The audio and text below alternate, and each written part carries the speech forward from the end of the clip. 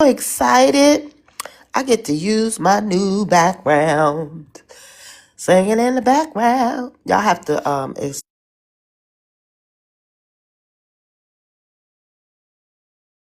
so if y'all hear some stuffiness happening, know that it's all love. Let me see. Let's do this one tonight. All right. Okay. Hi, y'all. Oh, goodness.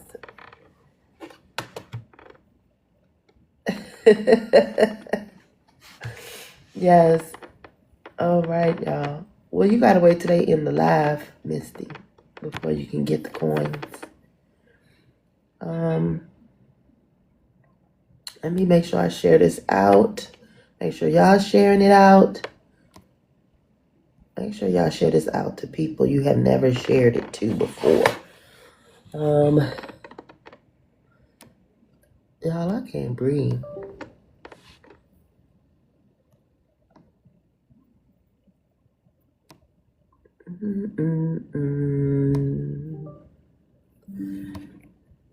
Okay. I hope everyone is having a good day.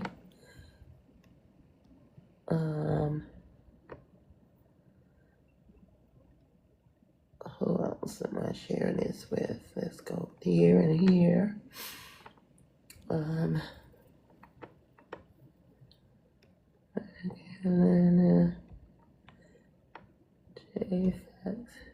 Okay, send separately. Hey, everybody.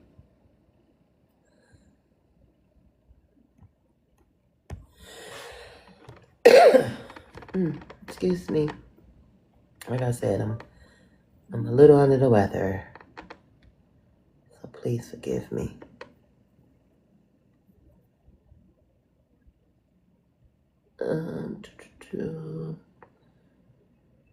Just starting going back. Unfiltered, Miss Shar.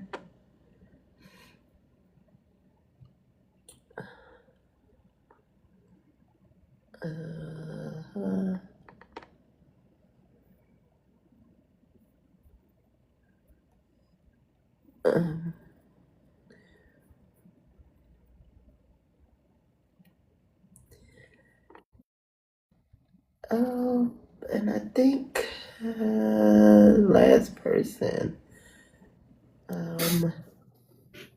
Hello. Hi, everybody. Hello. How are you doing? How you doing? Give me 1 second. I'm over here sharing out the live. No problem. So, Thank how y'all you for doing having me today, on. Robert? I'm doing well. How are you? Like I said, I'm a little under the weather, but I'm gonna be I'm sorry. okay. It's springtime. Yeah, I'm with you. I'm with you on that. Thank Them, you for having me on here. them allergies get the going in the spring. I don't know. Good Yeah. goodness. Oh yeah. All right, y'all. Come on in. Tap, tap, tap that screen. Make sure you share this out to all your friends. Make sure you do that too, Robert. A little arrow at the bottom, that's like going to the side. If you click on that, you can share this out to people that are following you, so they could come in and support your live.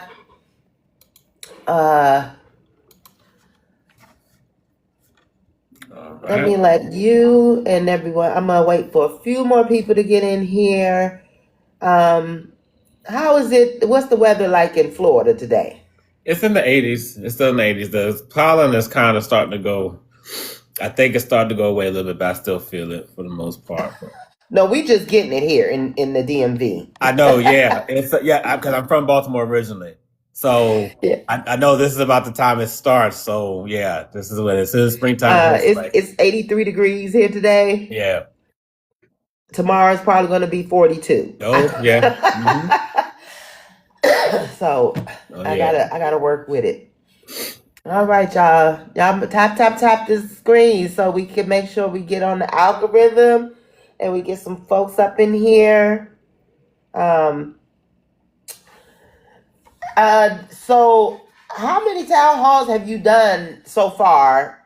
in your running or meeting with people?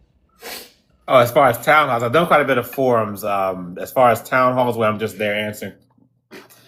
If we say forums, I would say maybe 5 or 6, something like that. Okay.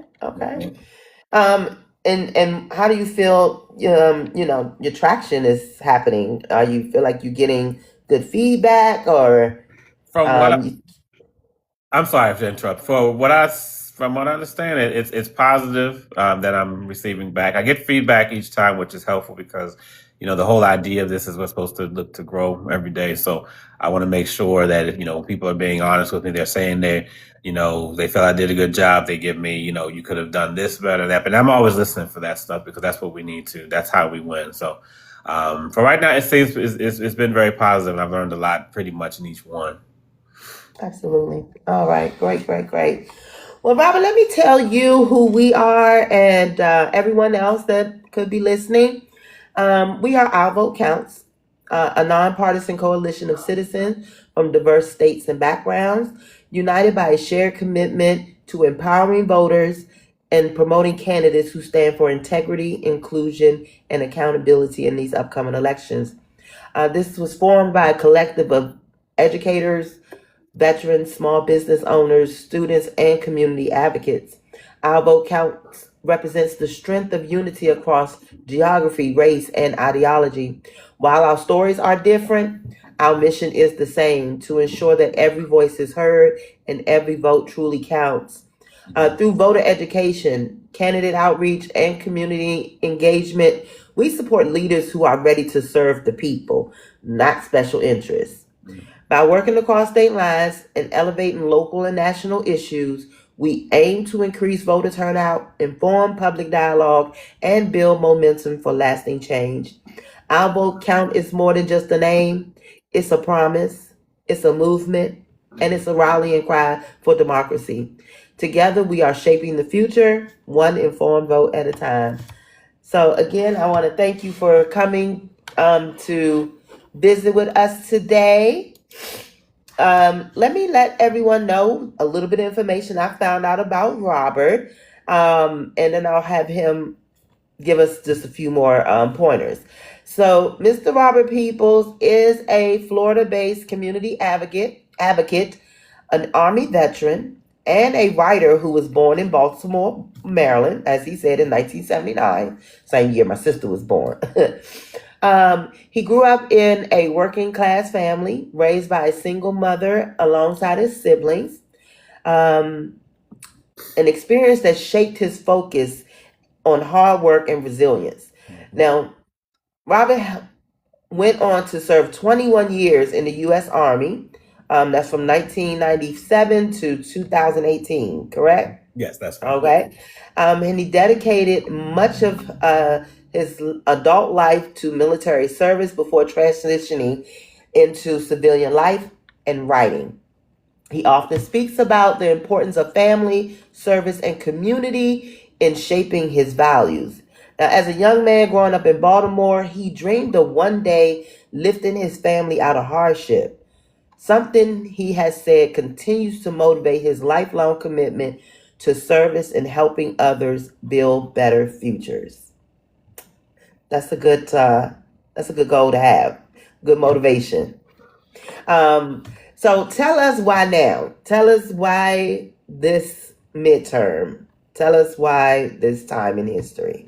Well, one lesson I learned in the Army, and I would say this is the first time I heard, and this is about 4 years into my Army career, is that there was a command sergeant major, the base command sergeant major spoke to us as junior soldiers at the time. And I was on my second enlistment.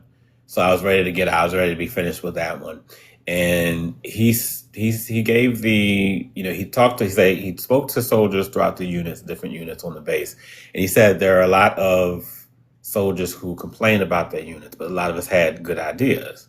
But he also said that a lot of the junior soldiers were not willing to step up and remain in the military so that they could maybe try to implement these, work to become sergeant and, put their own ideas in place. So that's the first time I heard someone used the term being part of the solution and not the problem. Rather, stepping up and, doing something when you see that there's something wrong. And that's not only that changed really the course of my life by keeping me in the Army, but it also came back to mind after this election, after the November 2024. And I've spoken a lot about the issue. I've complained a lot about Congress probably over the past 15 years or so. And with other, there were other things in mind as far as politics goes, but I think to say it, that's the area I spoke about the most. That's when it came, to my thought process to say, you know what, that's what I'm complaining about the most.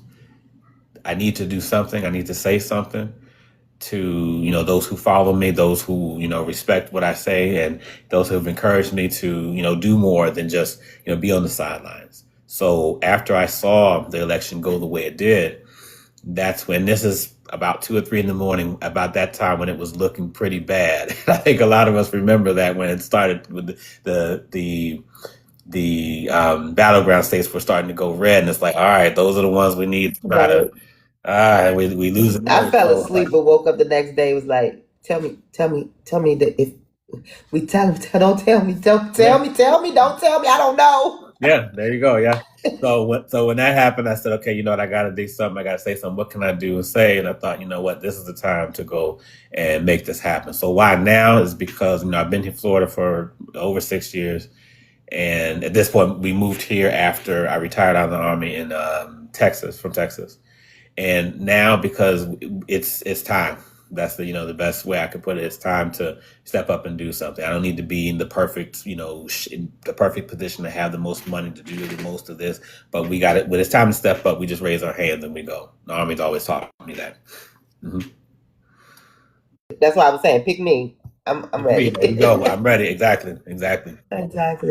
Okay, so it looks like Laurel Lee is the Republican who currently represents your district. Mm-hmm. I know, we all think that we could do a better job, or, some things you could do a little better. How do you feel Laurel Lee has represented your district so far? Right now, she's basically a rubber stamp for the Trump administration, and she's someone who worked for Rick DeSantis. And Rick DeSantis is essentially a rubber stamp for the Trump administration too. So she kind of hangs under the radar a little bit. She's not someone who gets a lot of national attention, but that's because the only thing that we see her putting on her social media and what she speaks about is everything in favor of the Trump administration or even the governor. And that's first of all, that's not for the people. They're not, that's not a representative of what she's not doing her job. She's supposed to represent the people, not the president or the governor. And, that's the first thing. The very basic part of the job of, being a representative, especially on the federal level, is to be there for the people. And there have been constituents who voted for her, and they're in her social media too, saying, I tried to reach out to you. The tone, of course, is different than the ones who voted against her, but you still feel that sort of, and I, for lack of a better term, not to put them down, but that desperation of, hey, I voted for you. What's going on? Why are we, we don't feel you're here for us either. And I don't get a kick out of seeing that. It's like, you're not even working for the people who, had the faith in you, the ones who, checked off your name on the ballot, and that's never been acceptable. Absolutely. Now we know a lot of redistricting that has been happening across the country. I just want to make sure that I'm still correct in this. The counties your district cover is Hillsborough, Pasco, and Polk. Yes, that's correct. Okay. And what major cities are in your district? Along with those is the northeast part of Tampa. Just about all of Brandon is in there. Valrico, we have Plant City. Lakeland is another major city in this area. We have Temple Terrace. We have some parts of Wesley Chapel. And the way the district is drawn, it includes some of those cities, like as far as the counties go as well. None of the counties are, are incompletely inside the district. Hillsborough 15 is shared with 16 and 14. Did I say right? Yeah, 16 and 14. Polk is shared with 18, and Pasco is shared with District 12. Okay.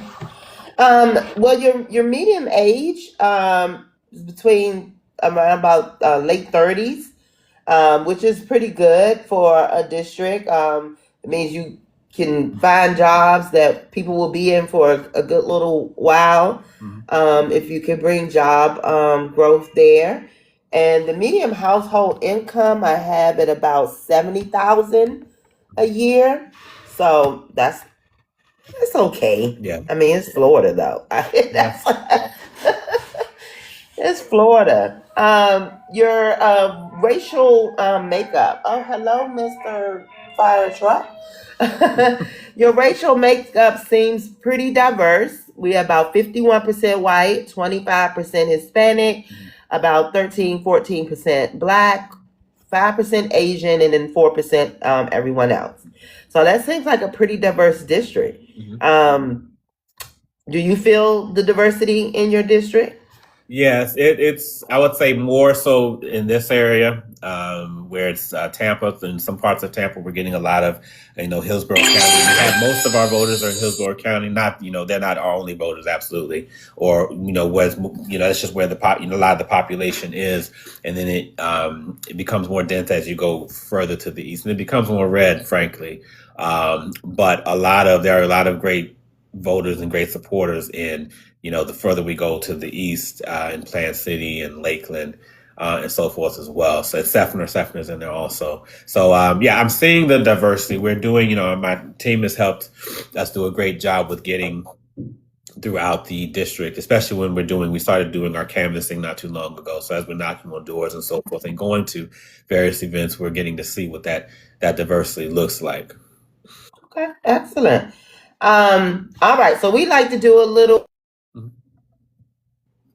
little icebreaker. Okay. And so my icebreaker question for you is, what is one thing you miss about Baltimore?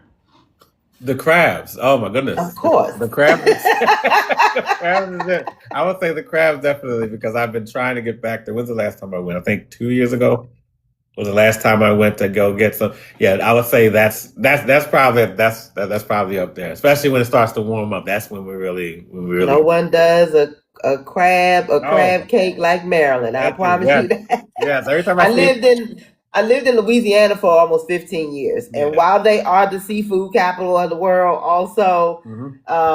they still don't do crab like we do crab. No. Oh no. Oh no. Now, with that being said, I'm not eating no crawfish from anywhere else but Louisiana. Oh, okay. They can have the crawfish. Yeah. We'll keep the crabs. Okay. There we go. Yeah. And Florida can keep the gators. How about Yeah. Yeah. Yeah. They can that? stay down here. All right. So let me tell you how this goes. We have 5 topics that we try to cover. It's 2 or 3 questions per topic, depending on how you answer the question. If I get to all 3, if you got a lengthy answer, which is fine, we might just do 2 questions, but it's up to you. Okay. In between those 5 topics, we are going to do what's called rapid fire. The first set of questions are going to kind of be political, while the second set is going to be a little fun and Florida oriented. Okay? Okay. All right. So, our first topic that we're going to tackle today is Veterans Affairs. Okay. I mean, why not? You're a good veteran here. Yeah. As a 21-year Army vet, you've experienced the transition back to civilian life. What specific policies would you support to make sure veterans in Hillsborough, Pasco, and Polk counties can access stable, affordable housing when they return home? We have to. I need to. What I want to do is look at what our and I can't remember what it's called. What we went into prior to getting out. It's called SFL TAP is what it is. So Soldier for Life Transition Assistance Program. Okay, that just came to me. So that's what we had. I felt it was pretty good when I left. Again, I would have to look into it to see where we are now, but also to find out what the needs the needs of the service members getting out, what they've been in the veterans and so forth. We have a lot of, there's homeless veterans all over, and that's something we really, I want to make sure we address because we haven't done a good job with that. And there are a lot, especially here, as far as overdevelopment and the veterans that we continue to hear people, respect and love them so much, but there's no respect as far as making sure they're taken care of. So any policies I would support would be, number one, to make sure that, for one, the education is there, because there's often veterans who we've come across who just don't know what's available to them, and we have to make sure that's there, easily accessible.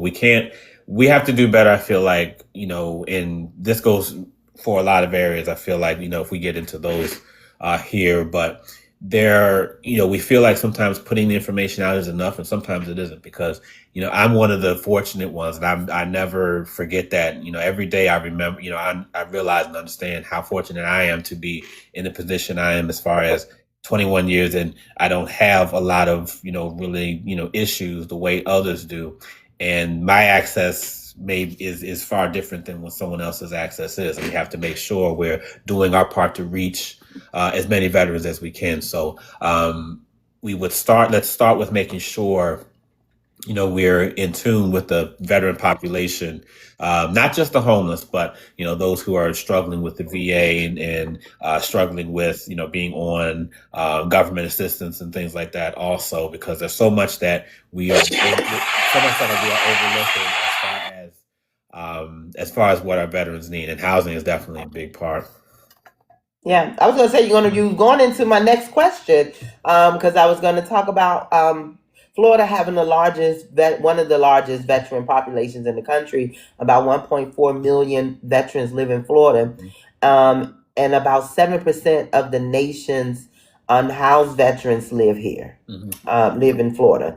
So, how would you work at the federal level to reduce the veteran homelessness and expand programs like housing vouchers or support services? We have to look at this overdevelopment, and we have to, a lot of these companies and corporations are buying up land, buying up housing, and using it for their own purposes. There's so much of that going on, but also there are a lot of unused housing as well that veterans could very well, we could transition that into housing for our veterans.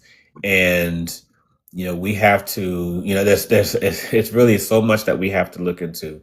Well, how do you write policy for that? To really push back on it. Well, to specifically, I would say we have to go into, we know the corruption is there and so on. So how we write policy on it is I feel we need to, identify the areas where identify the areas where these veterans are located, where the populations are needing the most assistance. And then we, determine what the issues are there. So let's say, for example, if we let's say Tampa, let's just stay here in Tampa. We can go to, where, downtown, where we often, where the unhoused largely congregate, and just find out what the population looks like down there, what we can do, what areas we can help use to transition, and, writing these policies. I would say there has to be, part of the policy has to include some form, and I don't know specifically at this moment what it would look like, but it needs to include some form of pushback against these corporations buying up all this land, buying up all this housing, using it for their own purposes, when veterans could be, we could be taking advantage of and using this for the veterans as well. So that's where we would have to start. I feel like, I think we do a lot as far as trying to go around the corruption. We try to go around that, and we can't. That not only does it make it more difficult, but if we're able to get small gains in some areas, the corruption being there may either nullify that completely, or it still exists elsewhere and it continues to grow, and then we end up with the same problems later on. So whatever's in those policies has to include something, again, pushing back on these corporations that's making it, nearly impossible for us to be able to do anything for our veterans, especially the unhoused. Absolutely. I had a conversation with somebody the other day, and I was saying, they were saying something about the abandoned homes in Baltimore, actually. Mm-hmm. Okay. And I said, yeah, but who owns those homes? It's rich companies or white businessmen or whatever. And they was like, I said in Baltimore. And I said, exactly. What black folks do not own these homes. Thank you. Yeah. So they can't do anything about them. Mm-hmm.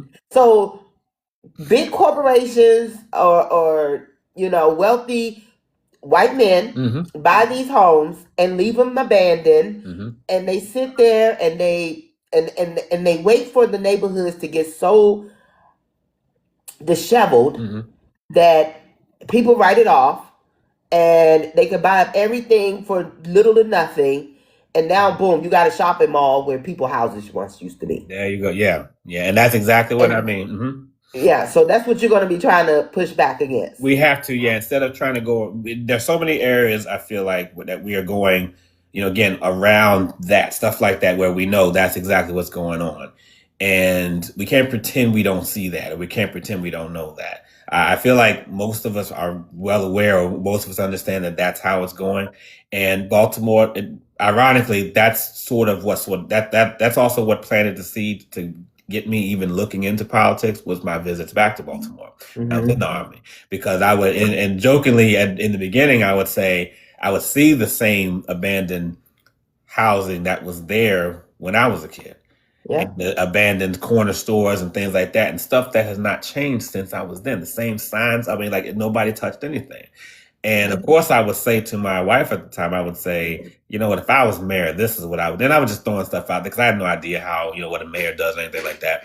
But the more I went back, the more it just stayed with me. Like, can we really do something? Because this is not, this is sad to see this here. Right. So yeah, that's, we have to push back and we have to fight when it comes to that. So, again, because we don't want to take one step forward, two steps back when we think we're making some type of progress, or just someone throws a bone to us. Absolutely. Well, we have a guest up here, Miss Bianca, who herself is a Army vet. Yeah.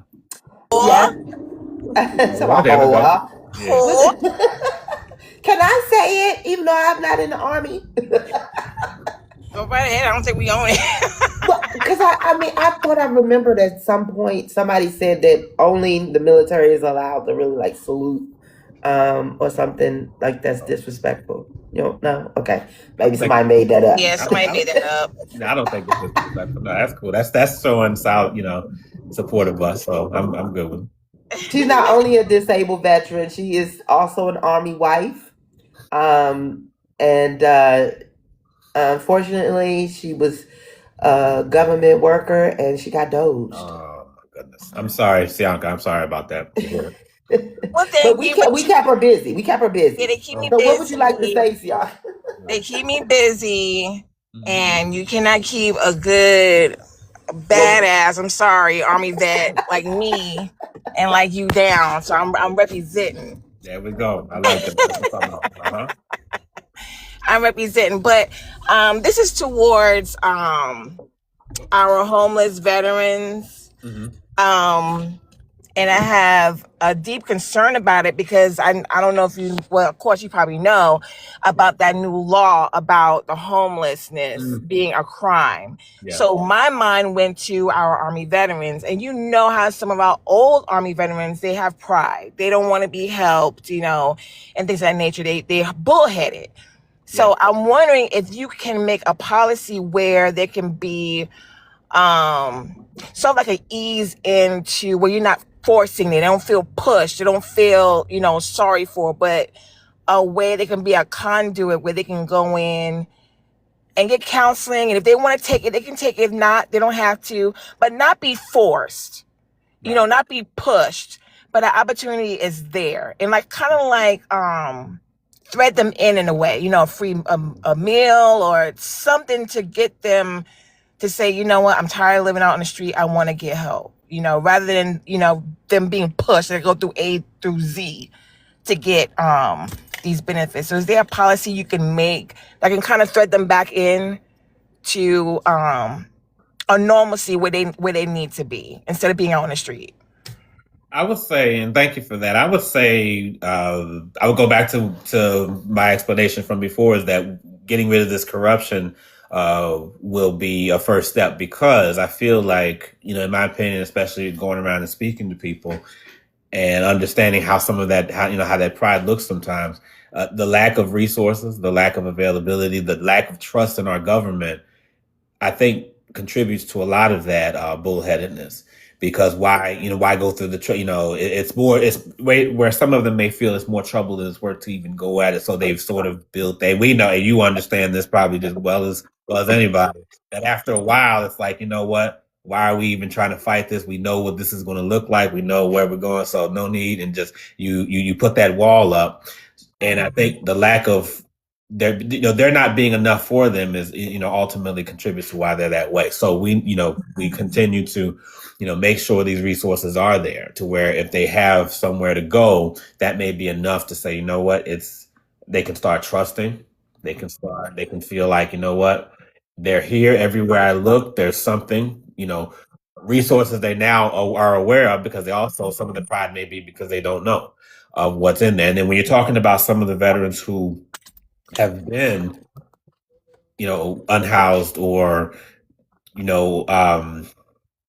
out for a period. Let's go. I got out in 2018. So let's say 15 years ago, before the resources we had when I got out were all available. They may not know that it's changed. Right. So more education, just having it more available to them. I think that will help as far as the policy goes. I'm absolutely in favor of creating a policy. That's something I did before even all this. With this administration coming up and laying off all the VA workers, I was looking at doing better at taking care of our veterans and giving them more than just thank you for your service and then right. I'll see you later, and that's all they get. So yes, I absolutely will support. Mm-hmm. Well, let me ask you both this.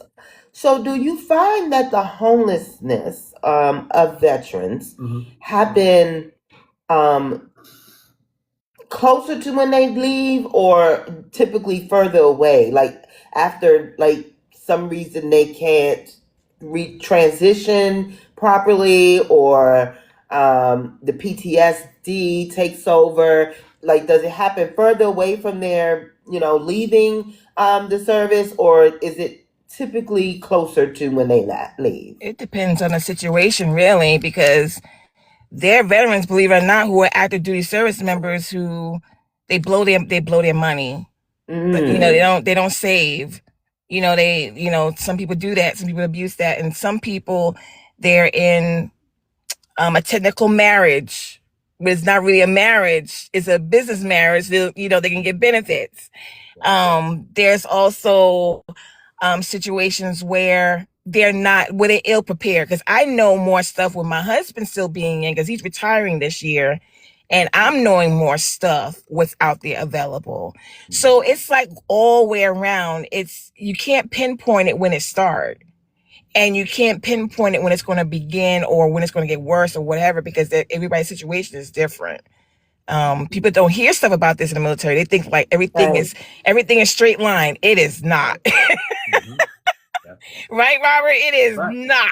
It is. And I only ask that because that is kind of where you can start your focus on where to put the resources. Yeah. If it's like I said, if this tends to happen more closer to when they leave, and because they just really, like I said, having a hard time transitioning back to civilian life, then you can make sure that information is there from them from the door.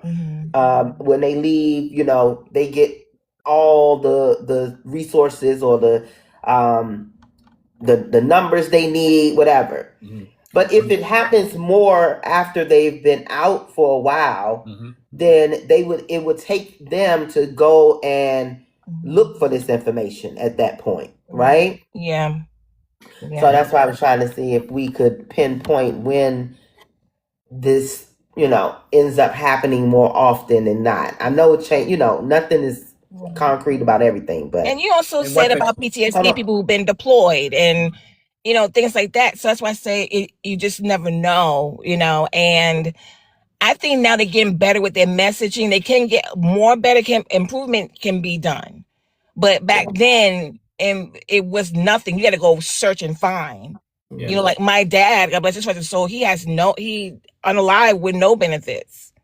And he served in the Korean War, WAR. So there's a lot of things that he didn't tell us, because they're not comfortable. They were in, a situation. I don't blame him. I didn't bring it up to him because one of his friends did bring it up to him when he's in the hospital, and my father just broke down. Like he was just crying. He said, "Please get me out of here." Like his mind was there in the Korean WAR. Okay. So that's why I'm such a big advocate now, because I don't want nobody to go through what me and my mom had to go through. Right. When she finding stuff out later on, I'm finding stuff out later on. So that's why I'm such a big advocate about it. But I gotta go. Thank you, Robert, for answering my questions. Thank you, ButterMel. Y'all take care. Love you guys. You can drop me down. All right. Thank you. Now, what you were going to say, Robert? Oh, I was going to say also one area that a lot of people aren't aware of is the fact that let's look at the jobs that are in the Army that don't have a civilian counterpart. The infantry, mainly, the ones who are fighting the ones on the front lines. They probably physically deal with the most, and there's nothing for them once they come out. So, and then some may decide to get out after a shorter period of time where there, or less enlistments where there were not, where they just, they're tired, they want to be done, but they haven't had much time to save money because they're only, doing a few enlistments at a time, because of, for whatever reason. But and I feel like, and all the time, of course, is important. So I don't mean to say only like that's not critical as well. But when you're transitioning, it's easier for me because the job I had was something that, I was a journalist. The second half of my career, I was a journalist, and being a writer all those years, I was able to, there's that translates to the civilian side, but not as far as on the infantry. Now you have your people say, well, you have your you can do security jobs, you can do law enforcement, but that depends on the area that you're living in.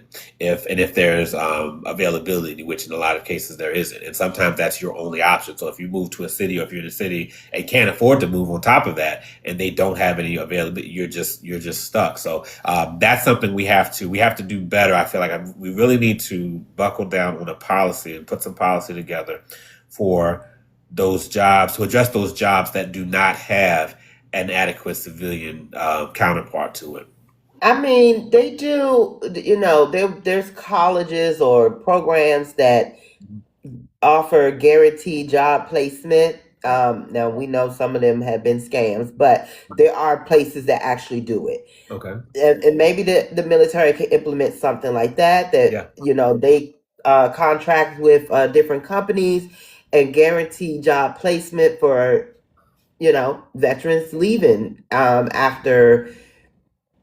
I mean, I guess you could put a cap on it just so that it's not, because some people are, like you said, are going to have a pathway with what they did, but some, that maybe only did 3 years, they come out and they could be guaranteed a job somewhere, but that's going to take some work too. I just want to remind everybody, if you have any questions, just put them in the chat, or you can request up like Miss Bianca did and ask Robert yourself. If you have not sent your daily heart me, we need one more daily heart me to clear that out, and that'll be so great. Our next topic that we're going to talk about is education. Now, in the Tampa Bay area, housing costs have risen quickly while schools are still trying to keep up with the growing population. How would you work at the federal level to make sure families can afford to live in communities where their children can attend strong, well-funded schools? We have to, on the education side, we have to look at policies to stop private schools from getting the public schools money, because right now public schools, a lot of the money that we need for public schools are going to private schools and charter schools and so forth. And of course, we don't want to, we're not bashing or bad mouthing those schools, but when, of course, if the money's not there for the public schools, then that's, the families are having to suffer. And this goes in line with some of what, and I won't jump into this too much for the sake of the question, so we don't get too far thrown off, but with affordability. When we look at, costs have gone up and prices have gone up, but salaries have not. And I think when it comes to making sure that families have the money they need to be able to, pay for the things that they have to have, we have to look at increasing salaries and not so much try to fight, because when you try to bring prices down, it seems like the billionaires and these corporations find easy ways to get around that, and then people are just stuck either way. So that has to be part of it. I think that goes together with it, but with the education, they're taking so much from the schools, and a lot of people feel that that's by design, because they're looking to, produce ultimately the end goal, however far down the road this is, of having less educated children. And to me, I feel like there's a point there with that when they're trying to remove books. When I'm talking about removing books, we're talking about taking money from the public schools that, of course, where most of the population attends. We have to, that's something where we have to put a stop to it. Now, again, we have to identify where the problems are too, because I want to make sure I'm not just saying we're going to stop A, B, and C, but we don't have a plan to sort of go at it. So we need to look at where, and on all sides of this, because we can't, say, hey, it's the Republicans doing all this and pretend that some of that's not on our side too. We got to be willing to step up and, hold our side accountable as well, to say if there's anything, if our representatives are getting paid by these private schools, or some of this money is going to them to, sort of stay quiet about the money that public schools are losing, we have to call that stuff out too. So there's so much that includes accountability, so much we need to do, but accountability has to be part of those discussions also. We can't just keep, skimming past that. Absolutely. Now, on the federal level, you would have the power to present law that states that public higher education could be free or very low cost. Mm-hmm. Where's your support on that? Where's my support? Mm-hmm. When you say where's my support, do you mean have I spoken to people, and have I gotten any support? Like, do you support it? Do you not support it? I'm sorry. Do I support that? Yes, I absolutely support that. And thinking about how we can make this happen, when we talk about I'm sorry to laugh about it, because it feels like it's, people have called, these college loans and things like that a straight up scam. And it's hard to not feel that that's what it is, because what's justifying these high costs, these high interest rates, just for the sake of just, filling the school's pockets. And we're talking about education here. So, I absolutely would support either free or low cost, because that should not be something that only certain parts of the population have access to. Yeah, because Florida, and I was just looking this up, that they're in state. So if you are, a Florida resident, you decide to go to a Florida university. Uh-huh. The tuition is $212 per credit hour. Okay, mm-hmm. That seems like a lot, but not compared to out-of-state students at $1,029.53. Yeah.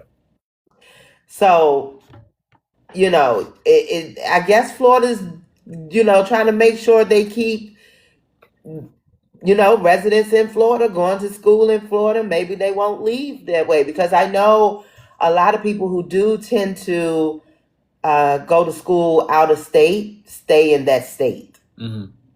Yeah, they end up being transplants, and it's like, oh, I love it. Say they from Montana, they go to Florida University, and they like, I love it in Florida. I'm never going back to Montana. Yeah. So this is a good way to keep people in state. So if that was afforded to people around the country, that would be awesome. People, maybe states won't lose a lot of their population. Right. And on top of that, we, again, corruption is so embedded in, it feels like everything. And that's another reason I wanted to, and I know I continue to say that, but it's so much, it's there so much that's creating a lot of the issues that we're seeing.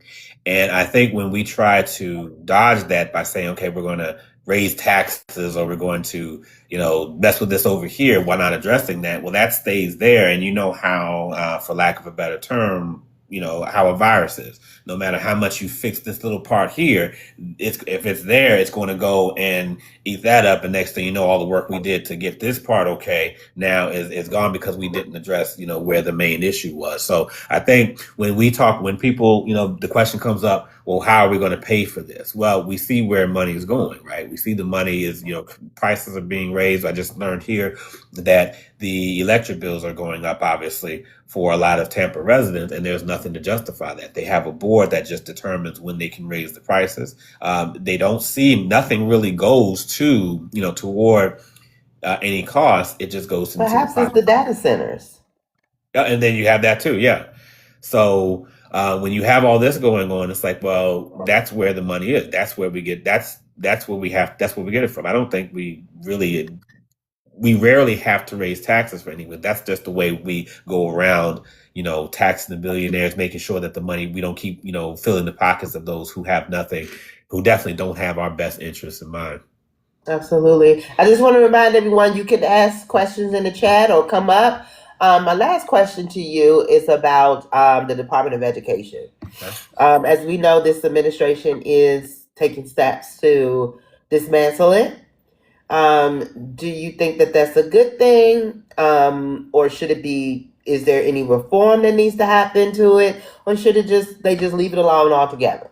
There does need to be reform, because, again, we're not entirely, it wasn't in the best, I want to say it was in a, I would say, decent place.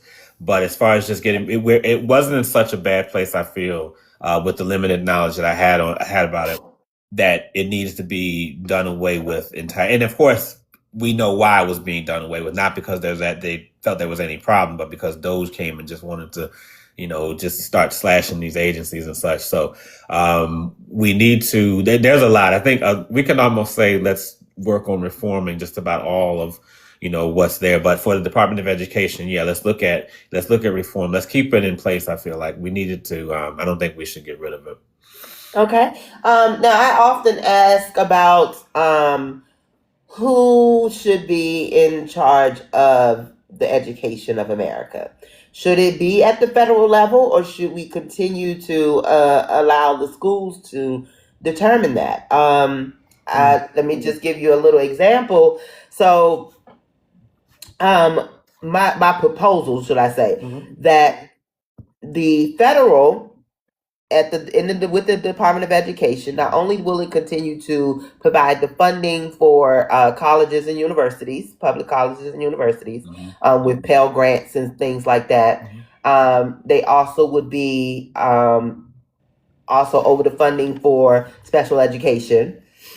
But what they would also be in control of is the curriculum, the curriculum standards, not the curriculum itself, the standards. Okay. Every school, regardless if you in a rural county or you on Park Avenue, your standard is the same. Children should be meeting, learning this, learning that, by this age, by this grade, by whatever. And if the school is not performing, the answer is not to cut the funds. The answer is to then assign someone to that school to figure out how we can make it better. That's where the state comes in. Okay, so the state wouldn't be completely out of it. The state school board would still have its job with the overseeing and making sure that the standards that the federal, sets are being met. That if a school is failing, they assign someone. That's where the state comes in. Okay. But overall, the standard of the curriculum is at the federal level. As to my knowledge, right now, it's all at the state. That this state standards is different from this state standard. So I think we should get on one page with that. What do you think about that? I agree. I mean, as long as, and I'm glad you mentioned oversight, because that's the first thing that came to mind is, okay, what kind of oversight we need to, if we need to reform that, we need to make sure that there's that's stronger. But yeah, we put people in place, or the states, I'm sorry, let me rephrase that. The states have, the right people in place to ensure that, the proper oversight is happening, so that they can continue to have control for the most part of what's, going about for their school system, for their education. And we do, as far as the standards being the same across the board, I don't see that's a bad idea at all. I think there needs to be a level of that. And just where I am now, as I go and speak to, the education caucuses here and things like that, I always, ask them, okay, what do you see and what do you feel is, do you feel that's a good, place for us to be? And they may say one way or another. So, but right now where I'm sitting is that, it does need to be some control on the federal level, but yes, not so much that the states, don't have the power to do what they need to do, especially depending on what's happening in their own state. Absolutely. I mean, again, that this is it would be for the most part of the reading, writing, and arithmetic, right? Kind of control. When it comes to like state history, that state school board would be over what information needs to be in that curriculum or whatever. There we go. So, that's my little idea. Anyway, so we are going to go into my first rapid fire. Okay. And like I said, this is a little political. And the first question that I have is, let me make sure I got the right one. Okay. Education funding. Fun enough. Should it go to teachers first or to technology first? Teachers first. That's the easy one. Teachers first. Teachers have been neglected long enough. So I say teachers first all day with that one. Okay. Immigration. Should we focus on the pathway or protection first? Meaning making sure that, those who are here are not, or no, I'm taking that back. The pathway is people who here already can have a pathway there. The protection is securing the borders, so to speak. Okay. So not protection as far as protecting the immigrants. You're talking about protecting as far as the border. Pathway, because right now we put a lot of, I feel like it's our fault as a country for not having, a better pathway and better, policies in place. And we haven't had reform in more than 40 years. So we have to make sure that they're taken care of, and they're not, going to be sort of just out there because of the policies we had in place. Okay. Is universal health care possible? Yes. Easy. All right. Social media regulations, should we strengthen them or loosen them? We need to strengthen. We absolutely need to strengthen social media regulations. Okay. What should federal minimum wage be? Federal should be at least I would say $15 an hour. $15 an hour to on the federal. Yep, there we go. $15 an hour. Okay. Who's better at giving advice, your team or your mom? Whoa. Okay. Political advice. Oh, political advice. My team. Let's see. Whoa. Okay. Yeah, because my mother, she's not so much. She doesn't follow politics too much. So she helps. She does help. She helps us. Since I've gotten into the race, she's been helpful and gives advice whenever she can. But as far as just the knowledge and education of it, I say the team. All right. One word you would add to the Constitution? I'd say women. Oh, that's a good word. Because men is all throughout. I don't think women's not in there at all. So I say yeah.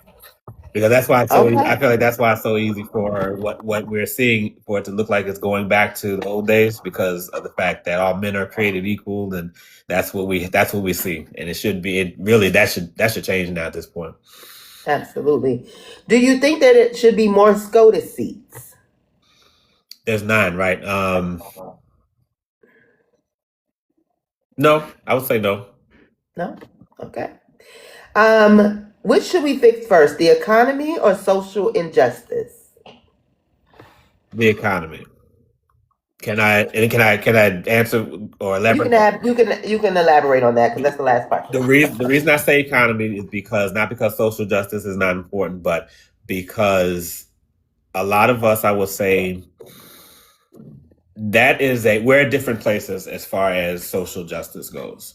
And we absolutely need to address it. That's not something when someone says, oh, we don't need to talk about, yeah, we do. We do need to address that. But I think to a smaller, maybe to a small, not to a smaller degree, but to, prioritize. Kind of prioritize to the extent that, matter of fact, both of us are Black. Let's say, okay, we understand the social issues and what's against us now, but between that and, getting paid more at our jobs, not having to pay so much for gas, I think to a small degree, we would prefer that because we know the social issues are going to be there. We're going to be fighting that for a bit. So in the meantime, let's get our salaries up. Let's be okay with the gas. Let's be okay with the groceries while we continue to keep our eyes on, the social justice. So if there's a prioritizing, yeah, let's go with the. Yeah, you pay me properly. I don't care what the white man got to say about me. Hey, that's the way to go with it too, yeah. So we're in agreement on that. Yeah. All right. So our next topic is about healthcare. Okay. Now, Florida's uninsured rate is about 10.9% higher than the national average. And in places like Polk County, it can reach around 13 to 15%. Mm-hmm. What specific federal policies would you support to expand access to affordable coverage for families in your district?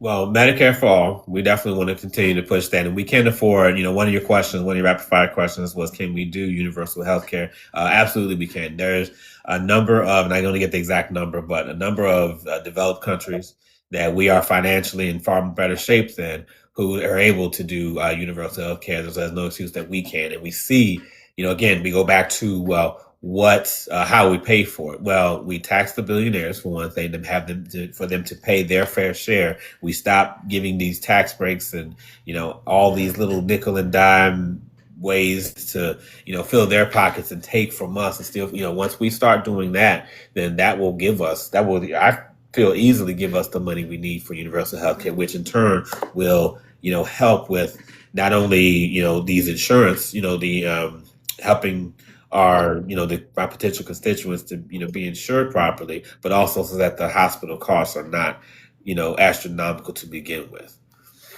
Absolutely. Now, as a veteran, you've seen healthcare from both a service and probably patient perspective.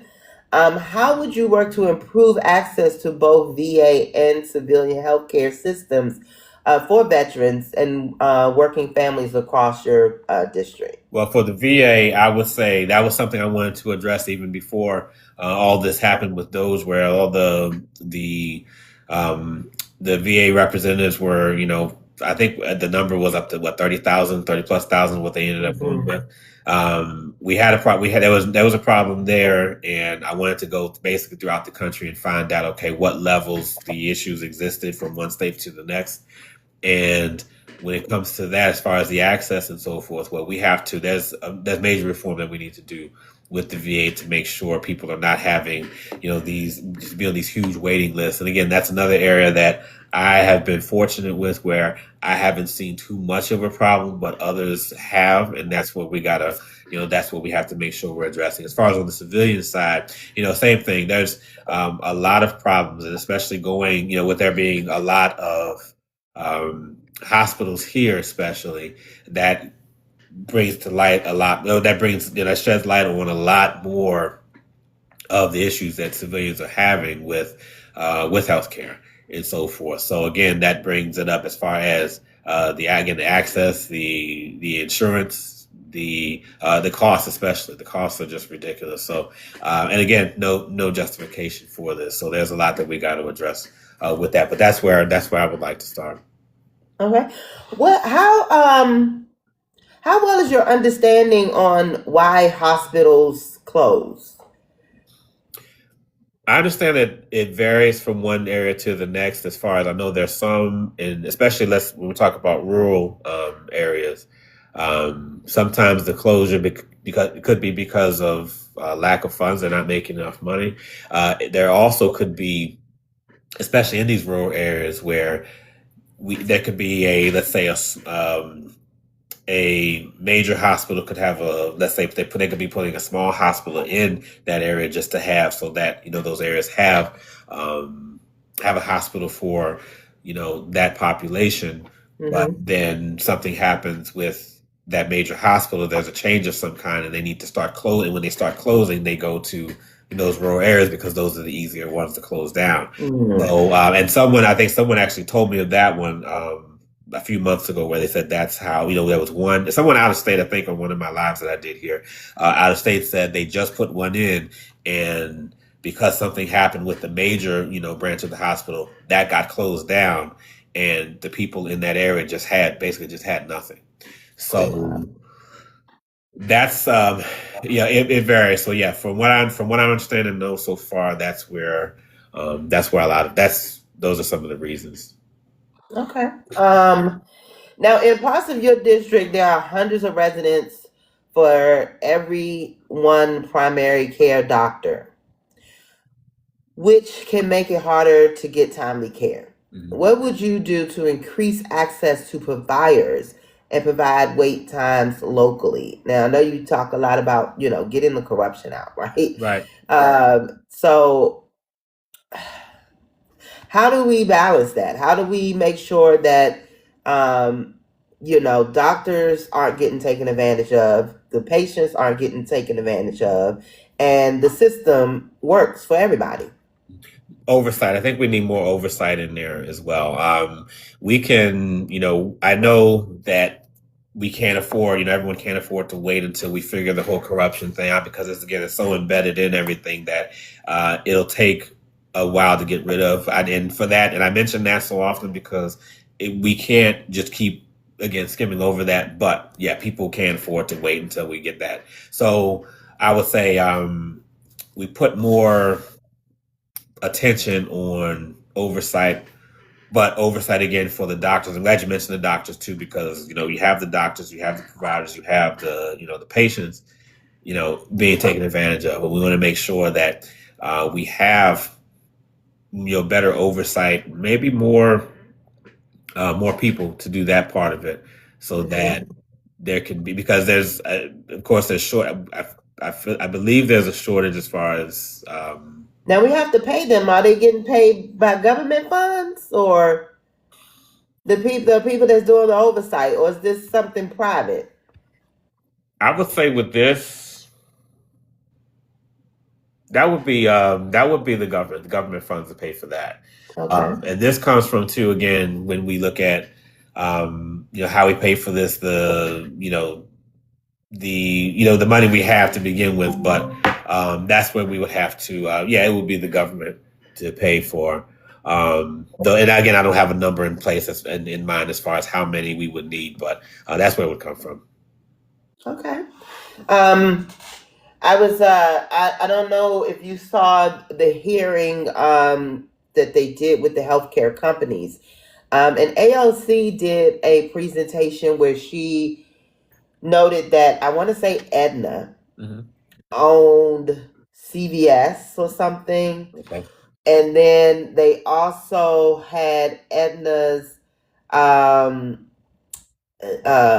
prescription plan or something. And then they also owned the urgent cares that people would have to go to. So you have the insurance company owning the hospitals or the urgent cares that people have to go to, and then have something to do with the doctors. They have their own doctor, makeup or whatever, that then sends to the prescriptions that they also own, that you then have to go to CVS to pick up from. Right. So Aetna got their hands in every portion of your health care. How do we stop that? I like I said, AOC pointed it out, but I don't think she gave us a solution to how we prevent that. There's no reason the insurance company should be making money in every pot that it's our money coming out of each to go into each pot. Right. No, that's a good question. It's hard to say it now as far as I'm not as educated on that. But that's the first thing I thought was, first we can't have, the insurance companies with their hands in all the pots like that, obviously. There needs to be, because again, if they decide to withdraw in any way, that ends up hurting, all the pots that their hands are in. Well, they're pulling from that. Now people are losing. Instead of just being able to have to, adjust to one or two of them being out, now they have to adjust to all of them. So I definitely want to look into how we can, just how that works to begin with, to prevent, to prevent that. So, and I'm just writing this down as well. Now, possibly doing the universal health care could nip that whole thing in the bud. Yeah. It'll shut some things down. Yeah. In my universal health care plan, which I have one, there's still room for that, because I'm not completely Xing out the health care on the insurance companies in my plan. You can add them on like a Medicare Advantage plan. So it wouldn't completely be gone. So they probably could still have their hand in everything, but it's still something to look into and figure out how we can work that out, right? Okay, yeah. All right. So our next topic is about social programs. Okay?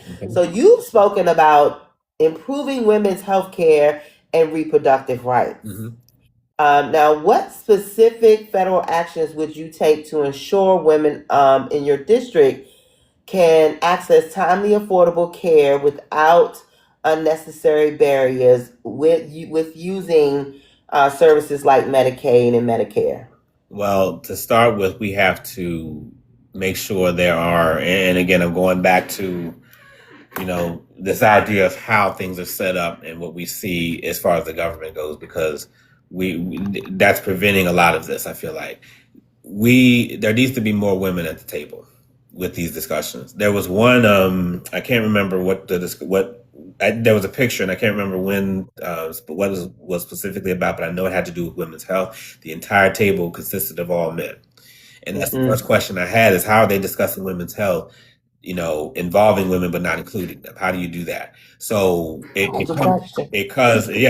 starts there, because then that of course trickles down to where, okay, now this is not, men aren't the ones deciding what happens, once it gets down to the district level, then now you have someone, with more oversight who doesn't look at, let's say, money, because of course, when money is involved, when, everything else is there, it's easier for a man to say, well, I can overlook all this in that, and ultimately just neglect women's health to be, and keep things the way it's been going, because there's not enough people fighting for it, I feel like. So that's where I feel like that's where we have to start. We put more, we give more women a seat at the table, but also, there's so much we need to just dismantle, rather than, throwing a bone, so to speak, to where this corruption can still continue to happen. But to go back to, how women so women can get the health care that they need, specifically on this level, is that we have to see that both on the federal side and on the state level. Even though we change something federally, the state can still do whatever it is they're going to do. And especially when you're talking about a red state here, that if let's say, for example, we flip the House and we flip the Senate. Well, I'm pretty sure they're not going to go away quietly here because this is largely red. So, and then that depends on how that ends up going. But I'm sorry. I refuse to believe look at Florida as a red state. I refuse. I'm trying. I'm hoping that was just a fluke after Obama was in there. Hopefully we're not too far away from that. But I tell this story sometimes of where my awakening that Florida was a red state. Yeah. Because when I think about Florida, I think about Miami, Orlando, Tampa. Mm-hmm. You know, these are fun places. Mm-hmm. I mean, like, people live it up, have fun, live a good life. So it's like no way they could be what I thought to be like uppity red. Yeah. Let me just say that. Okay. So during Trump's first administration, mm-hmm. First run, we was down to Florida, mm-hmm. as like the last state we was waiting on. And I'm like, oh, well, Hillary got this because Florida, you know, yeah. We got Florida. Like, mm-hmm. like I said, I'm thinking Orlando, Miami, whatever. I'm like, we got Florida. That is not a problem. Yeah. And then we didn't have Florida. Yeah. Florida went to Trump. Mm-hmm. I said, what? Oh, Florida, you just disappointed me. And then my eyes was on Florida. And I was like, oh, they really red. Mm-hmm. Yeah. Now, I should have been on this with Jeb Bush. Yeah. But I didn't. Uh-huh. Okay. I thought that was a fluke. Mm-hmm. Yeah. But that was my awakening. But like I said, I'm still refused. Florida's going to turn it on around. They done already voted someone in his Mar-a-Lago district blue. Yeah. Yeah. That was great. We loved that was amazing news. We thought that was not too far from us. And I actually met her at Leadership Blue, so that was great at an event we did last June. So yeah, absolutely. Now you emphasized early on. You said that you like being part of the solution, right? Mm-hmm. And focusing on real outcomes. So what does a successful social program look like for you and your district? Meaning, how would it function for the average American who gets laid off from their job they've been working for the last 10 years? And now they need assistance. They need some Medicaid. They need some food stamps. They may even need some affordable housing. How does a valuable social program look to you? I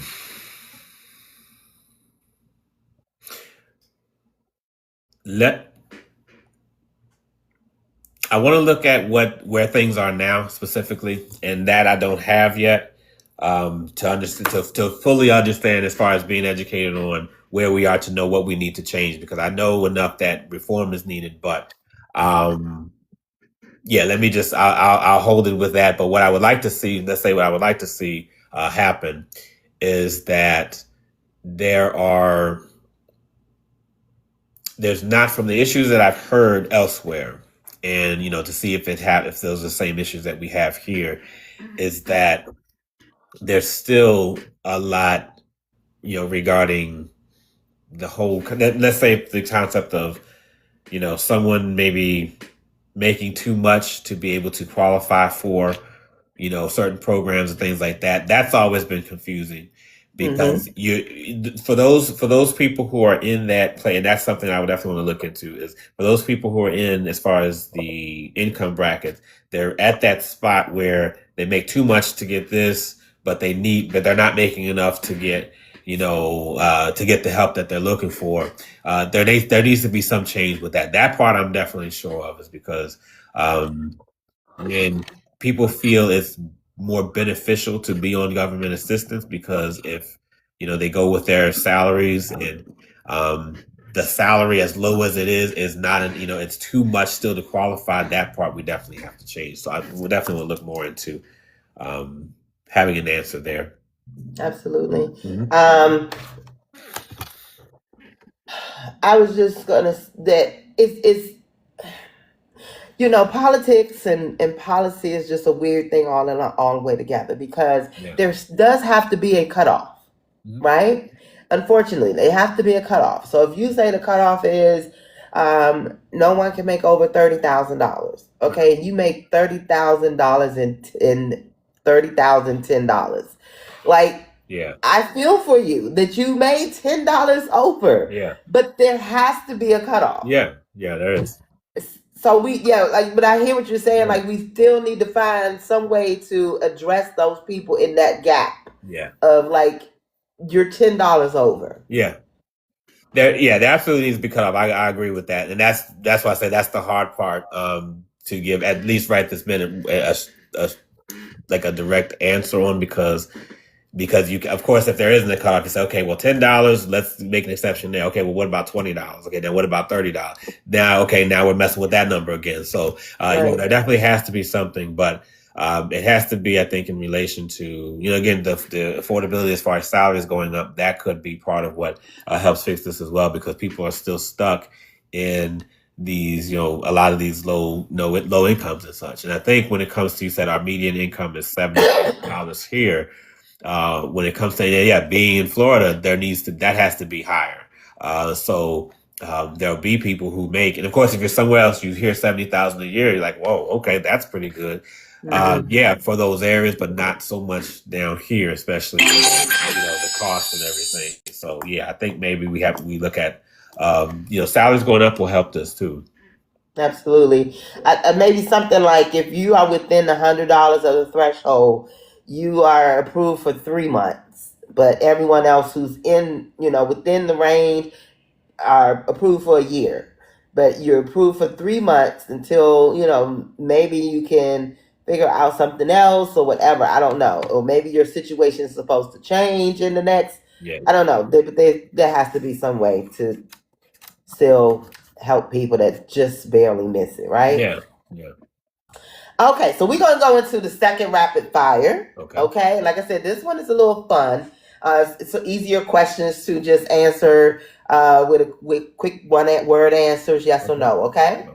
So, text or call? Which would you rather do, text or call? Oh, man. Text. If I have to pick, I say text, yeah. I'm with you. Like, people have to realize we are in a new day and time. Yeah, I mean, sometimes call be okay, but if I have to pick right now, just rapid fire, I say text. Yeah. Breakfast or dinner? Breakfast. Okay. Burgers or tacos? Oh man, tacos. All right. Would you rather drive a sports car or a pickup truck?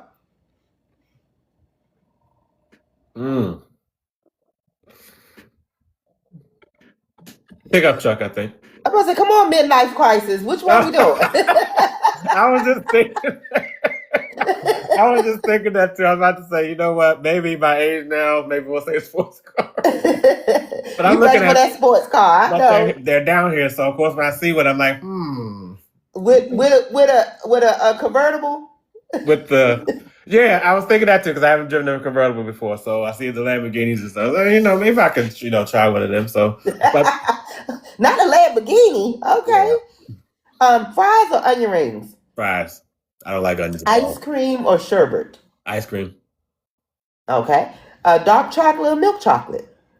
I say dark chocolate. Oh.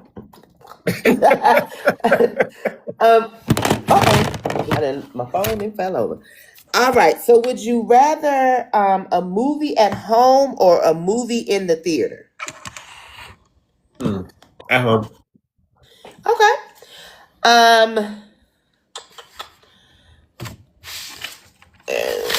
Let's see. And this is the trick questions here. Okay. Jaguars or Dolphins? Oh, let's say Dolphins. Okay. Seminoles or Gators? Oh man, now you're going into the massive correctly here for my Gators. Good job. Chomp chomp.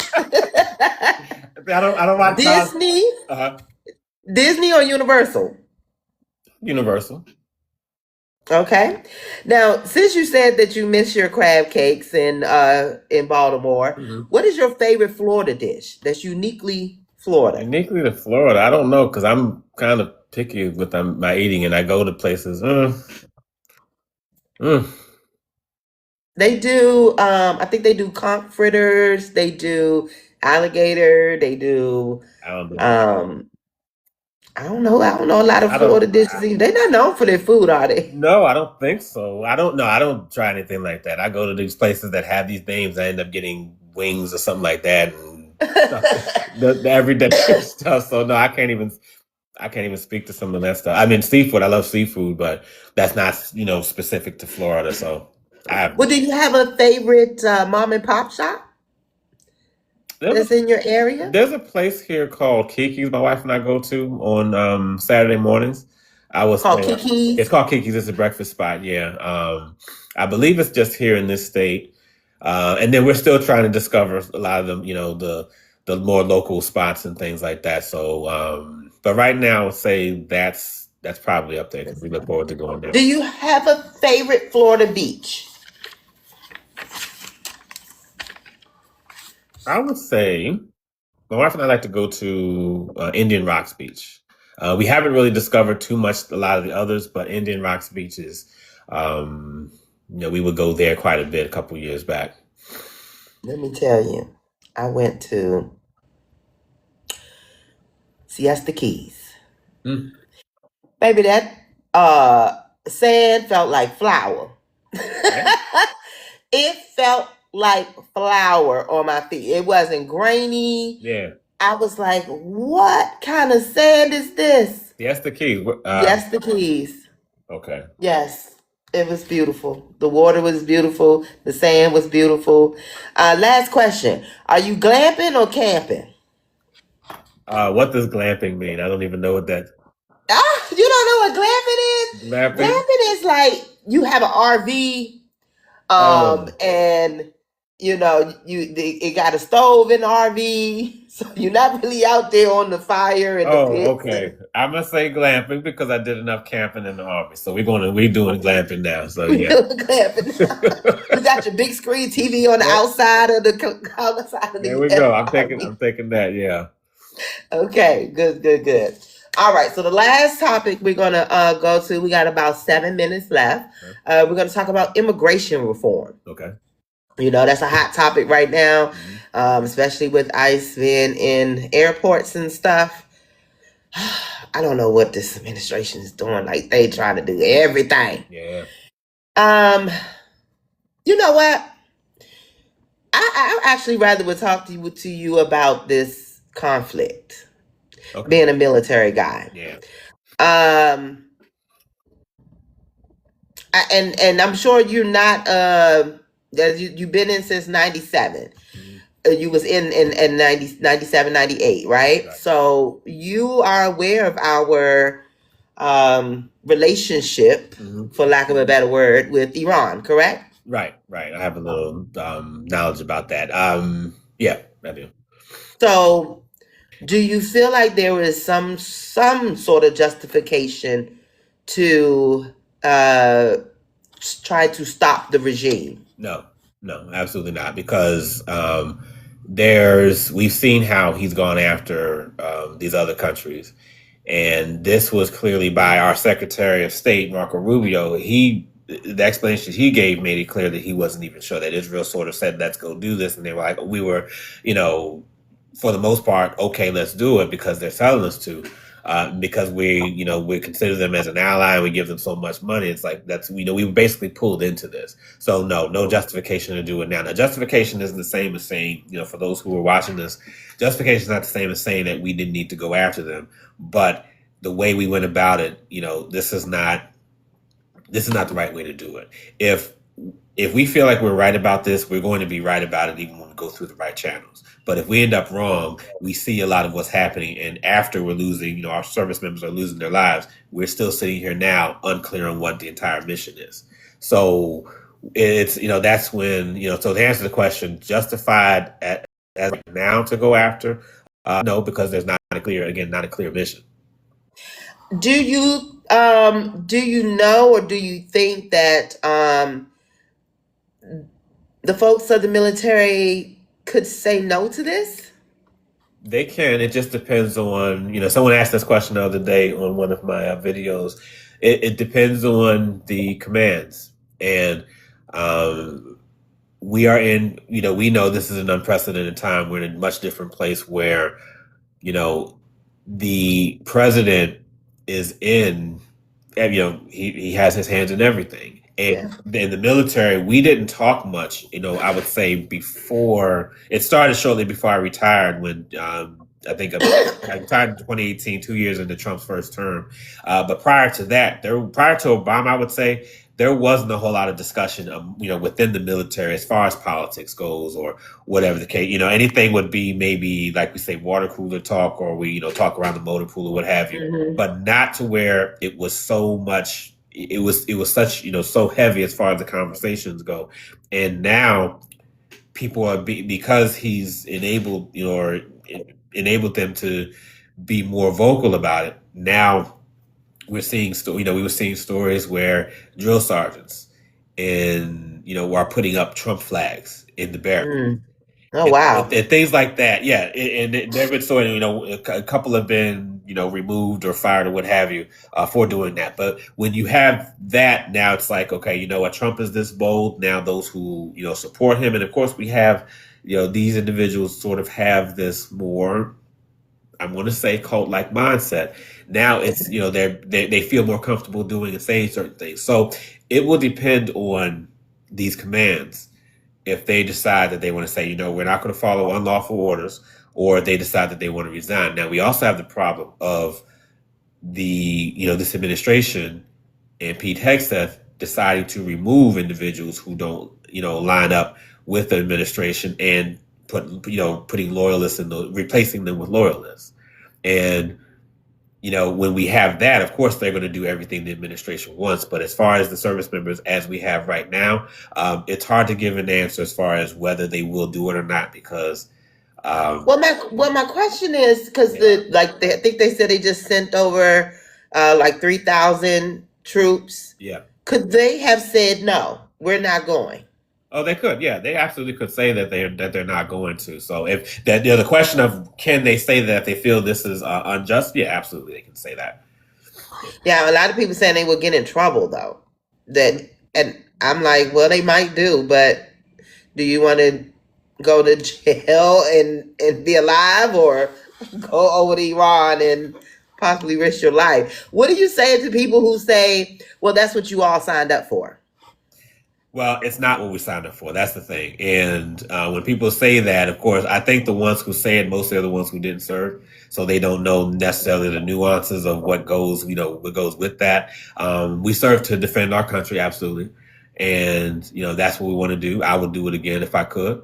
But again, when we start going outside of, not understanding what our missions are, when we go to, having to follow unlawful orders, then that's a problem. We didn't sign up for that. That's in Article 92 of the UCM, our Uniform Code of Military Justice, that we don't follow unlawful orders. There's a reason that's in there. And people are pushing back on that. And again, the ones who didn't serve are pushing back on that, but we have it in our regulation that we don't do that. We can't use unlawful order. We can't use, well, I just follow orders as an excuse. So when we're fully aware of, these orders, especially when we're talking about going to war,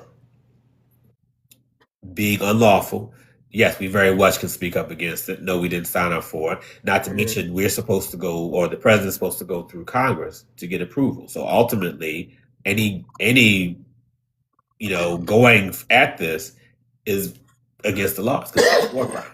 So I would say, yes, they could go, and I think would be justified with Congress, doing their part.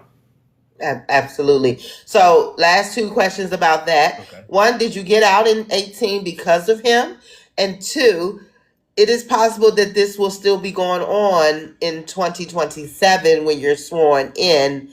How will you stop it? How will you convince the other side that this needs to be stopped? Well, I got it in 2018 because I made it to 20, not even expecting to. So I said, let me just do one more after that. And at that point, I think I was ready to be done. And I learned, when, don't just stay in just for the sake of staying in, step down. I'm a firm believer in that. Step down, let the young soldiers take over. My time was done. When I wasn't feeling, I was enjoying the job I was doing, but it was like, what, it's time for me to do something else because I have a lot of other ambitions. So that's the reason I got in 2018.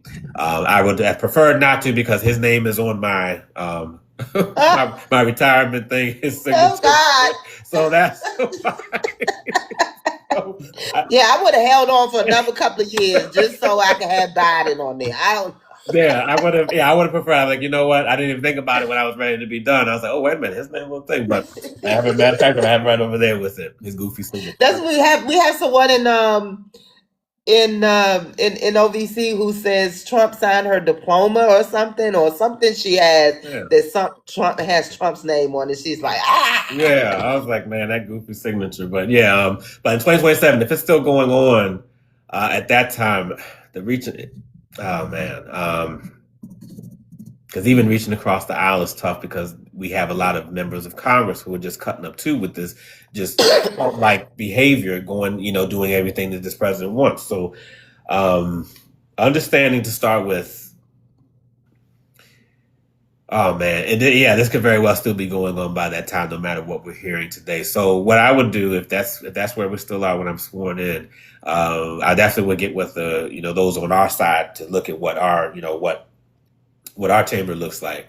If we have increased our numbers, if we've taken over the House, really get together. Say, okay, we need a plan to go at the Senate, and if we could be, it's possible we could have the Senate too. But if we don't, we still need to make sure we're clear as far as factually why we don't need to be in this war at this time, or how this from the beginning was never a good plan because the mission was not clear. And of course, when we talk about a mission not being clear, there's only so much that they're allowed to divulge, obviously because of Operation Security. But there should be more clear guidance, more that they're able to say, and after the mission is complete, we can come back and say, this is what happened. Right now, we're getting from our Secretary of Defense, Pete Hegseth, he's not giving, saying generic statements like we blew up all of this stuff and we destroyed them and they know better, like all that stuff. That's not giving any factual damn anything.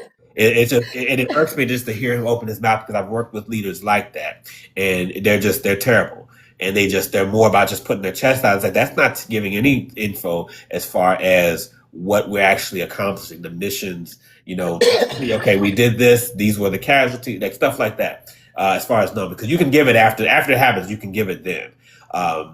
But we also have, when you have that. I mean, what Trump said the other day that on a scale of 1 to 10, he gave us a 15. Like that kind of garbage. Like, no. What is that? Yeah, and I think, and I feel for the families of the service members over there, and I've talked to quite a few people who have said that, and it's like, what are we going to do here? And they look at me as a veteran, and they just, and I feel for them. I say, I wish I had an easy answer for you because this is not how it's supposed to be. Exactly. What are the family members looking at that when their loved one is over there, and what are they thinking when they see this? They're I'm sure infuriated, which I would be too. I wouldn't blame them for that. Like you have your family's life is dependent on Trump having a feeling. Yeah. That this may be over soon. Right. A feeling. Mm-hmm. A feeling? Yeah. And where is the plan? This is what we said. I'm gonna get off. I'm gonna get off this whole high horse. We said this did. He got concepts of a plan. We didn't just say that out of nowhere. Yeah. Anyway, Robert, this has been an excellent conversation. We have gone over our time, but that's okay. That means it's a good conversation. I just want you to leave with the people at the end of your first term. What is one specific change you want people in your district to feel, to see in their daily lives? That affordability is better, that their salaries have gone up, that they have more money to, buy basic, groceries, gas, that they can feel good going to work, and not, that they're not just beating themselves silly just to get by. That's really what I want to see the most of, because I think we can deal with, and I think you touched on this in the very beginning, we can deal with a lot of the other problems just a little bit better when we got a little money in our pocket to be able to do something with. So that's definitely something I would call a success for my first term, if the people of my district have that. Absolutely. I want to remind you all, we have been talking to Robert People today, who is running for Florida's 15th congressional district, U.S. representative. So it was absolute pleasure. Please remind the people of how they can find you, how they can support you, and how they can donate to you. Yes, my website is peopleforcongress.com. People for Congress, no S on the end of the name. So just peopleforcongress.com. Is that the number 4 or the word 4? Oh, all letters. Peopleforcongress.com, all spelled out just like that. And you can there's spots where you can donate. My events are on there as well. Just added that. Donate. You can volunteer. We're still collecting petitions to get on the ballot because we don't want to pay $10,440 to get on there. So we are definitely still doing that. We can get that from everyone within the state of Florida now because of them looking to redistrict. So peopleforcongress.com has my platform on there as well. So that's where we can get the best help. And I thank everyone for your support already. Absolutely. When you hear that, Florida, you all can go sign his petition. Mm-hmm. Let's go. See, Florida be messing up. Sometimes they don't even know what they're doing. They helping people out. Yeah. Well, I want to, again, thank you for joining us tonight. It was our pleasure to support you and help you with this campaign. We have another show coming up right after yours here at 8 o'clock. And that will be with a young lady from Alabama. And her name is Tabitha Eisner. And she is running for a state Senate seat. So she's going to be trying to work on the state side. You be working on the federal side. And we're going to get this country back in shape. Yeah. Again, that is coming up at 8 o'clock for you all. And I want to invite you, Robert, to our next round table. We do our round tables every other Sunday at 3 o'clock. And so the next one, I believe, is April 12th. Yep. So be looking for an invite for that. Okay. It's probably one of my favorite parts of our vote counts, where we get candidates that we've spoken to over the last couple of weeks. Mm-hmm. And bring them back together, have good conversation about the current events, and pass along information, talk about your campaigns with each other. You might get some ideas. They might get some ideas from you. It's a great conversation usually. I absolutely love it. Okay, that's and anyone out there, and if you know anyone who wants to be a part of the solution, we are looking for moderators. That's what I do. I moderate the town hall, and we are looking for moderators to help us with this mission. So if you know anyone out there, or you yourself is someone that wants to be a part of the team, just DM our vote counts, and someone will contact you and try to bring you on board. So again, I appreciate everyone coming out tonight and listening to our conversation with Robert People. Let me just remind you all of who we are. We are Our Vote Counts, a nonpartisan movement uniting Americans from all walks of life to empower voters, support candidates of integrity, and ensure every voice is heard. Through education, outreach, accountability, and action, we're building a stronger democracy, one informed vote at a time. So remember to join us, keep joining us, because your vote is your power. Thank you all. Right. Thank you, ButterMel. I appreciate you. Thank you so much. Thank you. All right.